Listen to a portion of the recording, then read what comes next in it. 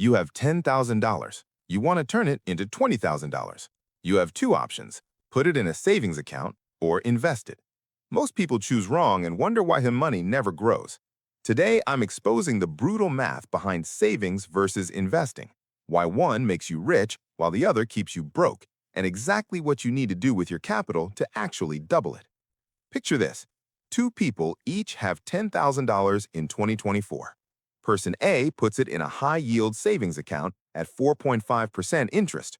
Person B invests it in an S&P 500 index fund, averaging 10% annual returns.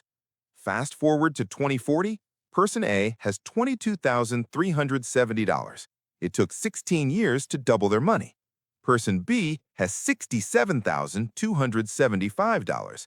They more than doubled in under 8 years and kept compounding. Same starting amount, completely different outcomes. The difference is understanding how money actually grows. Here's the brutal truth about savings accounts. They're designed to preserve money, not grow it. A high-yield savings account paying 4.5% sounds good until you realize inflation is running 3 to 4%. Your real return is 0.5% to 1.5% after inflation. You're barely keeping pace with rising prices.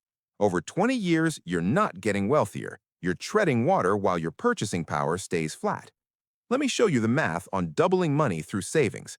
Using the rule of 72, you divide 72 by your interest rate to find how long it takes to double money. At 4.5% interest, 72 divided by 4.5 equals 16 years. It takes 16 years to turn $10,000 into $20,000 in a savings account. But that's before taxes. Interest income is taxed as ordinary income.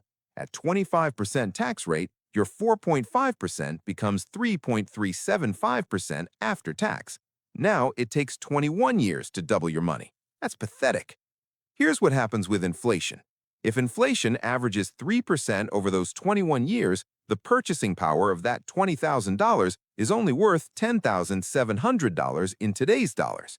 You waited 21 years and your real wealth increased by 7%. Meanwhile, the cost of everything doubled. You lost ground. This is why savings accounts keep you broke. They feel safe, but they guarantee you'll never build real wealth. Now, let's look at investing. The S&P 500 has averaged about 10% annual returns over the past century. Some years it's up 30%. Some years it's down 20%. But over long periods, 10% is the average. Using the rule of 72 at 10% returns, 72 divided by 10 equals 7.2 years. Your money doubles every 7.2 years through investing. That's 3 times faster than savings. Here's where it gets powerful. Compound growth. After 7.2 years, your $10,000 is $20,000. After 14.4 years, it's $40,000. After 21.6 years, it's $80,000. The same 30 years where a savings account turned $10,000 into maybe $25,000 after taxes and inflation, investing turned it into $174,000. That's a 7x difference. Same money, same time, radically different strategy. Here's what people get wrong about risk. They think savings accounts are safe and investing is risky. But there are different types of risk. Savings accounts have zero volatility risk. Your balance never goes down. But they have massive inflation risk and opportunity cost risk. You're guaranteed to lose purchasing power and miss out on compound growth. That's a different kind of danger. Investing has volatility risk. Your balance fluctuates. The market crashes 30 to 50% every decade or so. That's terrifying if you don't understand it. But over long periods, the market always recovers and reaches new highs. If you can handle the volatility and not panic sell during crashes, the returns crush savings accounts. The risk of investing is short-term price fluctuations. Here's the key question. What's your time horizon? If you need the money in 1 to 3 years, savings account is correct. You can't afford volatility. If you need a down payment next year, don't invest it. But if your time horizon is 10, 20, 30 years, investing is the only rational choice. Over 10-plus years, the stock market has never had a negative return period in history. Never. The risk disappears with time. Let me show you real scenarios. Scenario 1. You're 25 and want to double $10,000 for retirement at 65. That's 40 years. In a savings account at 4% after tax, you'd have $48,000. Sounds okay, but in an S&P 500 index fund at 10%, you'd have $452,000.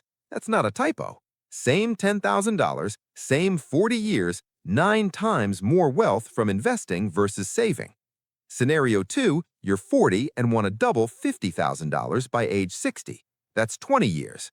Savings account at 4% after tax gives you $110,000. Investing at 10% gives you $336,000. 3 times more wealth. The gap widens the longer the time horizon because compound growth is exponential, not linear. Here's what you need to understand about taxes. Long-term capital gains, stocks held over 1 year, are taxed at 0%, 15%, or 20%, depending on income. That's way better than ordinary income tax rates of 22% to 37% on savings interest. Plus, you don't pay taxes until you sell. Your money compounds tax-free for decades. In a savings account, you pay taxes every year on interest, reducing your compound growth. Now let's talk about real strategies to double your capital.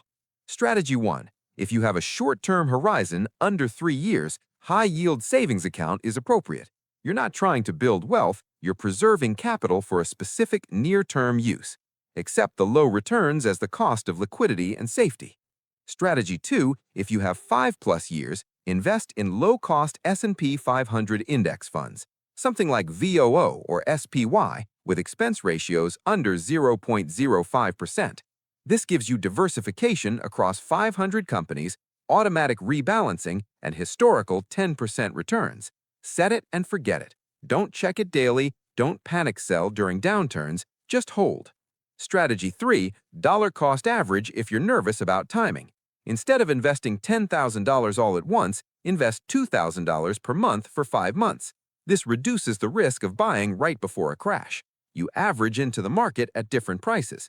It's not optimal mathematically, lump sum beats DCA 2/3 of the time, but it's better psychologically for people who can't handle volatility. Strategy 4. Max out tax-advantaged accounts first. 401k, IRA, HSA. These let your money compound tax-free or tax-deferred. A Roth IRA is especially powerful. You contribute after-tax dollars, but all growth and withdrawals are tax-free forever. $10,000 invested at 25 in a Roth IRA, growing at 10%, becomes $452,000 at 65. That's the closest thing to a cheat code in personal finance. Strategy 5. Reinvest all dividends. S&P 500 companies pay about 1.5 to 2% in dividends annually. If you take those as cash, you're losing compound growth. Reinvest them automatically to buy more shares. Over 30 years, reinvested dividends account for 40 to 50% of total returns. It's a huge factor that people ignore. Here's what kills most people: emotional decision-making. The market drops 20%, they panic and sell. They lock in losses and miss the recovery. Then the market rallies 30%. They're scared to buy back in because it's too high now. They buy high out of FOMO and sell low out of fear. This behavior destroys returns. Studies show the average investor gets 3 to 4% returns while the market does 10% because of bad timing decisions. Here's how to avoid this. Automate everything. Set up automatic transfers from your checking account to your investment account. Set up automatic purchases of index funds. Never look at your account during market crashes. In fact, the best investors are people who forget they have investments. They check 20 years later and they're millionaires. The more you tinker, the worse you do. Let's address the argument for keeping money in savings. But I might need it for emergencies.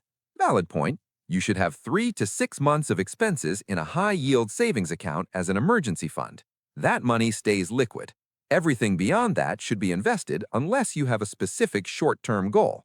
Don't keep $50,000 in savings just in case.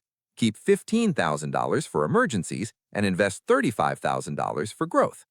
Here's the hybrid approach. Keep emergency fund in savings, keep money for goals under 3 years in savings. Everything else gets invested based on your time horizon. Retirement in 30 years, 100% stocks. House down payment in 7 years, 70% stocks, 30% bonds. This balances growth and safety based on when you actually need the money. Here's what most people don't realize. Time is more important than returns. Someone who invests $10,000 at age 25 and gets 8% returns will have more at 65 than someone who invests at 35 and gets 12% returns. The extra 10 years of compounding matters more than the extra 4% return. This is why starting early is everything. You don't need to be a genius investor.